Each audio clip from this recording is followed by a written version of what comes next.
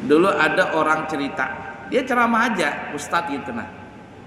Ustadz dia cerita, katanya di tempat situ ada pelacuran katanya. Itu begini, perempuannya begini begitu, dikasih tahu. Tapi ustadz ini nggak nyuruh.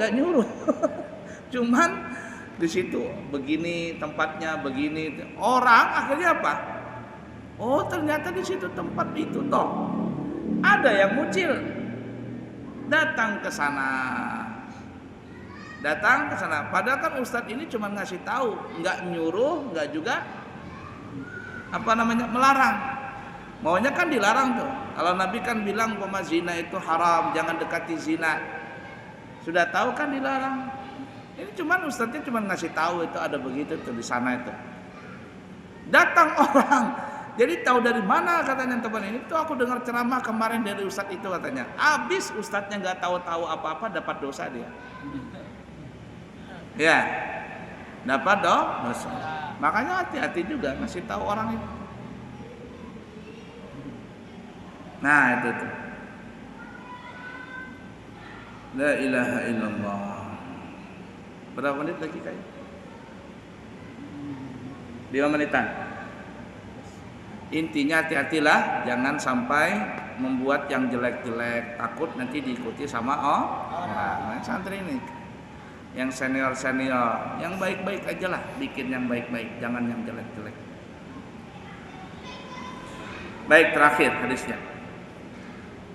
Wa an ibni Mas'udin radhiyallahu ta'ala anhu anna nabiyya sallallahu alaihi wasallam qala laisa min nafsin tuqtalu zulman illa kana ala ibni adama al-awwali kiflun min damiha li'annahu kana awwala man sanna al-qatla.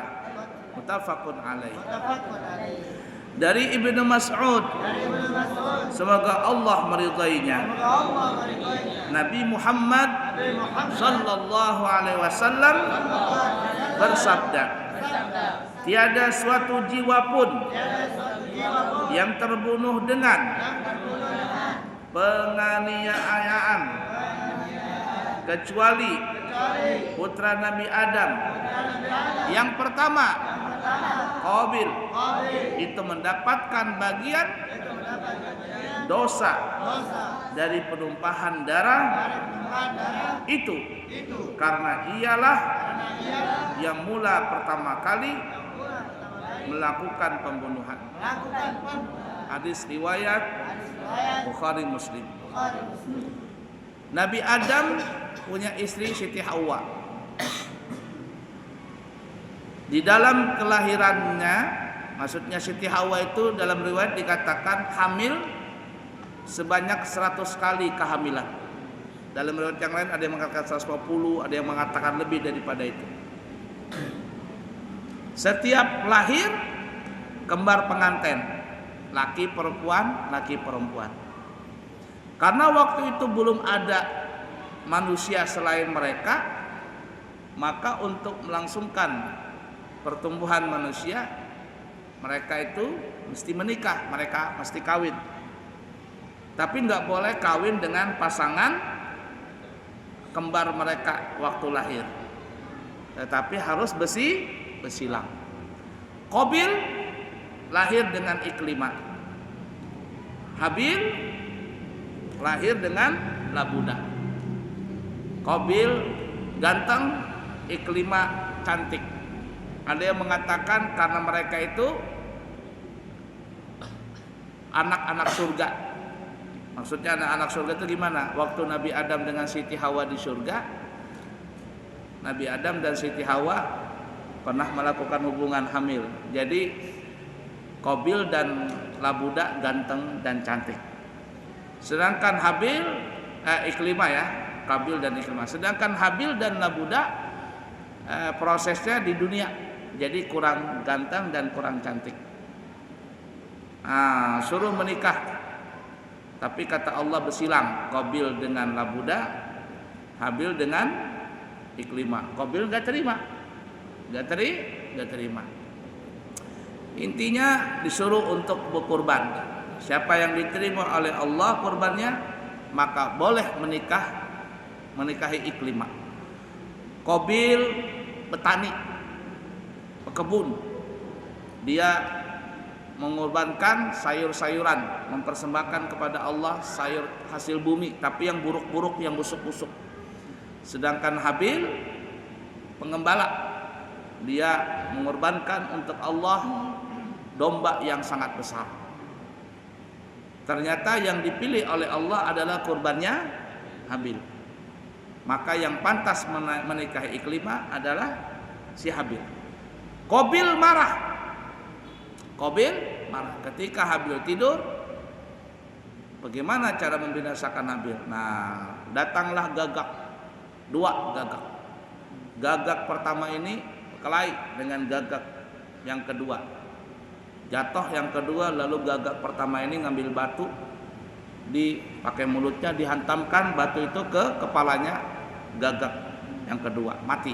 Oh, kata Qabil, begitu caranya. Ketika Habil tidur, ambil batu si Qabil, dihantamkan batu itu di kepalanya Habil. Mati Habil tadi. Bingung bagaimana cara melenyapkannya lagi jasadnya, karena belum ada waktu itu bagaimana cara membunuh, cara mengubur, udah ngerti. Nah, dalam riwayat itu versinya macam-macam, versi cerita itu macam-macam.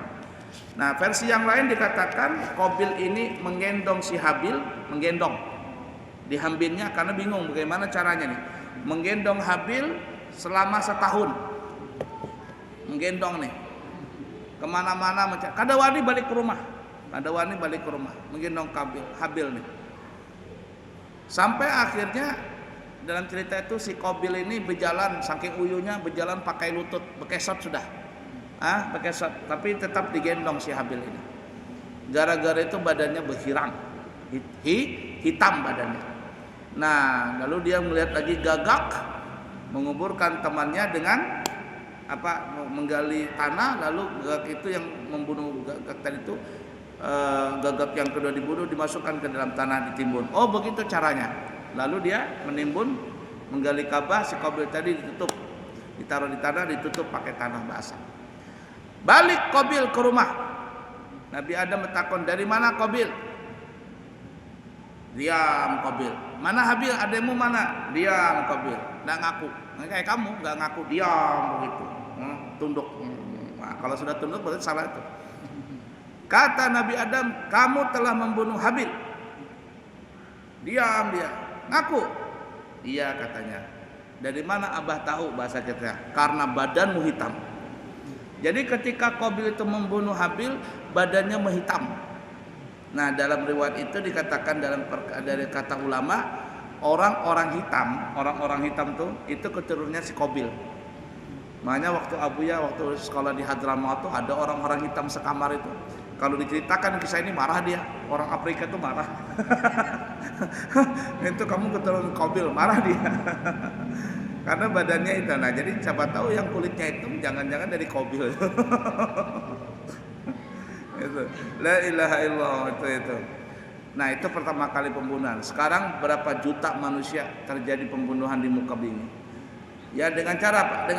Dengan cara zalim, membunuh, meracuni. Lain dengan cara yang benar. Bagaimana cara yang benar? Umpama orang Islam berperang melawan orang kafir. Orang Islam perang sabilillah, membunuh orang kafir itu boleh. Atau al-gojo, mengkisos orang yang sudah terpidana hukuman mati. Yang mengkisos ini nggak berdosa. Tapi kalau tidak apa-apa membunuh orang yang membunuh itu dapat dosa. Dan yang pertama kali membuat keonaran si Qabil dapat dosa juga. Berapa ratus ribu orang terbunuh dalam setahun di muka bumi ini. Qabil itu tiap ada terbunuh dia dapat dosa dari sana. Nah, jadi hati-hati nih yang membikin sanna sayyi'atan fil Islam, membikin yang jelek-jelek di dalam agama ini, orang itu akan dapat dosa terus dari orang-orang yang melakukannya setelah itu. Tanpa sedikit pun dosa orang yang melakukan itu berkurang. Paham kira-kira? Nah, sekarang kamu pikirkan baik-baik. Ya. Belajar yang baik-baik, bikin inspirasi yang baik-baik, bikin ide yang baik-baik. Setelah kamu bikin ide, ajak teman-temanmu untuk melakukan kebaikan itu. Faham tuh? Wallahu a'lam bishawab.